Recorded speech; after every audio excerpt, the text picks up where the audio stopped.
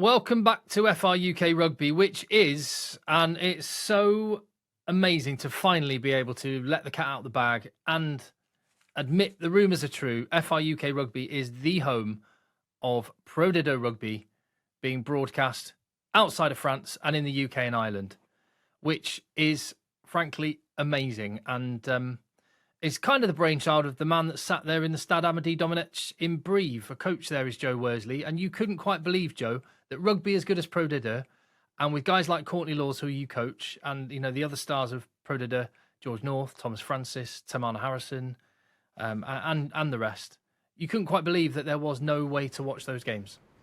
Yeah, it's insane. It's a quality competition. And very soon we're going to be showing the best of it. The barrages, the semis and the final. We'll explain more about that in a second, what the barrages are. Exactly.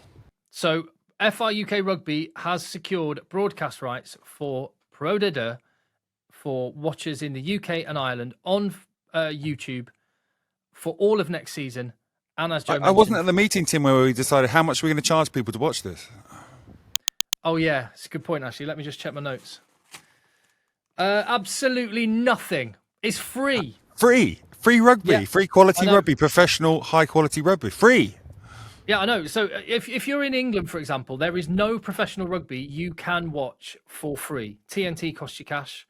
Premier Sport costs you cash. And that's it. You have to get all these subscriptions except here because, well, we're nice like that. And if you appreciate it, just hit subscribe. And make sure you hit the little notification and click the little button to remind you when we put up the link to watch the live match this Thursday night as the barrage gets underway. So, Joe, why don't you just break down how the Pro Dido works from a promotion perspective?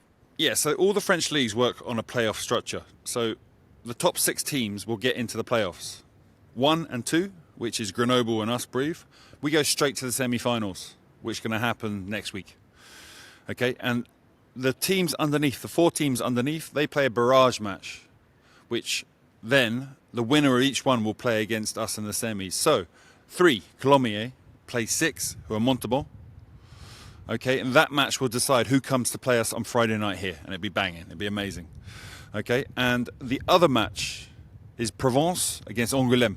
Okay, some wonderful attacking teams in there, some incredible sides, and the winner of that game goes to play Grenoble at Grenoble, and that's the way their system works here.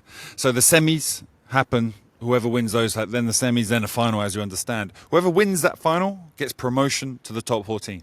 Whoever loses that final plays the 13th team in the top 14 in a straight playoff at your home ground to decide who goes up who stays in the top 14 or who goes up. It's a dramatic day, that one. Jeopardy all the way to the very end. Absolutely love it. So let's go through the games this week. Like Joe said, there will be a game there. So you've got the Friday night game next week in the semi-finals. Yeah, so next week's semi-finals us on Friday night. Grenoble get the match on Thursday night. They get an extra day recovery. Well, the team that will be playing on next Thursday will be the winner of the game that plays this Thursday, the opening game of live rugby on FR UK Rugby, and we'll be getting the build-up underway from 10 to 8, kick-off at 8 p.m. UK and Ireland time. Aix-en-Provence against Soyaux-Angoulême. List off the names of people based or with heritage in the UK in those teams. You've got George North, who I don't think is going to be fit and available to play for Provence. Thomas Francis, who may well be in a similar situation. Hopefully he's fit.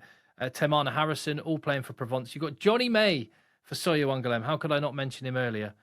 And Ben Botica will be people that Quins fans will remember.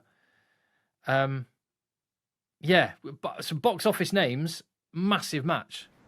Yeah, it's a huge game. Angoulême is the first time that team have qualified for the barrages, so they're over the highest moon. ever finish in French League Rugby.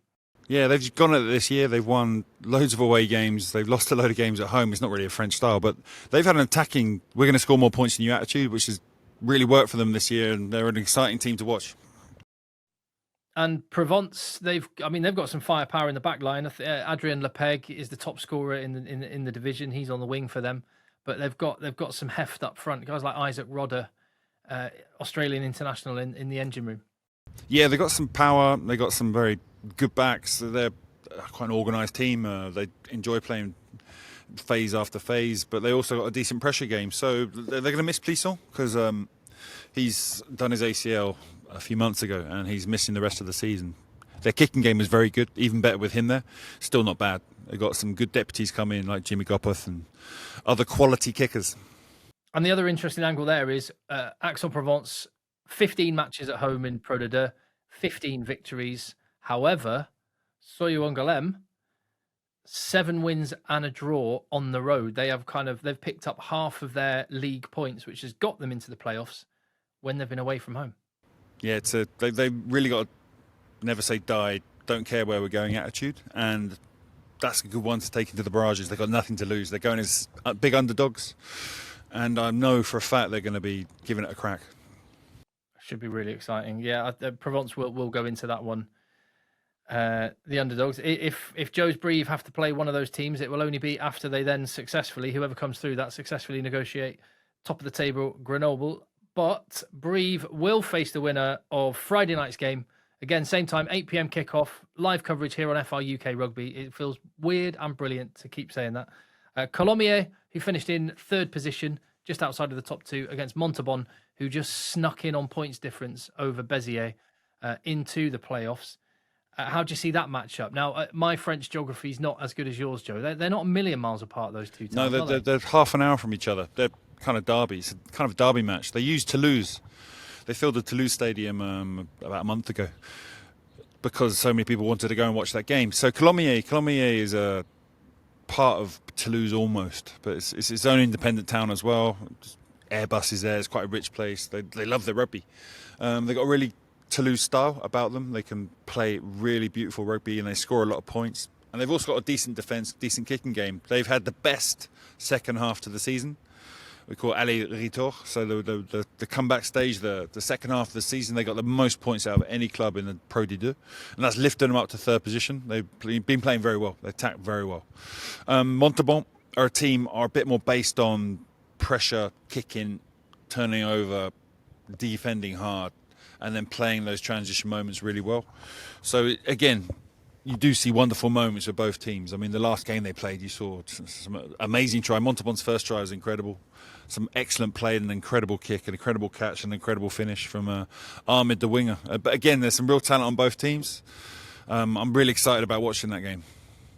Yeah, you can't give a prediction you wouldn't want to because you face the winner of that.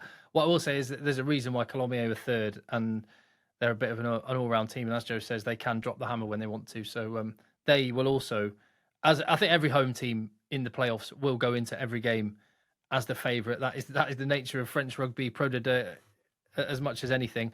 But now, unlike regular season, where quite often you see change teams for away games, this is full bore knockout, do or die rugby, and yeah, I cannot wait for it. So, like, how does this week change from Brive's point of view? Like, in terms of, do you keep your training fairly similar? We rested the vast majority of our squad because we already qualified straight for the semis, and so lots of players won't have played last weekend. They're not going to play this weekend. So this week's very much about keeping them at match levels where they're going to be able to perform when they hit the ground running. Hopefully in the semi-final here, they hit the ground running. So it's about maintaining their ability to play at the high level, because when you don't train or play for a couple of weeks at the high level, then things can slip and slide. So we've got to try and maintain that. Good stuff. Right, well, Joe, I'll be speaking to you. Well, there'll be more videos coming on the channel soon, but I'm looking forward to us making our bow, bringing live Pro D2 rugby to the UK and Ireland, which should have happened already, but you know, we've made sure it happens, and for free. Amazing. Free of charge. All it costs you is your time and effort to hit subscribe on the channel, to come and join us on Thursday night and Friday night, and for the rest, and for every week of all next season, after we've followed one team through to the promised land of the top 14. Joe, have a good one. Catch you later.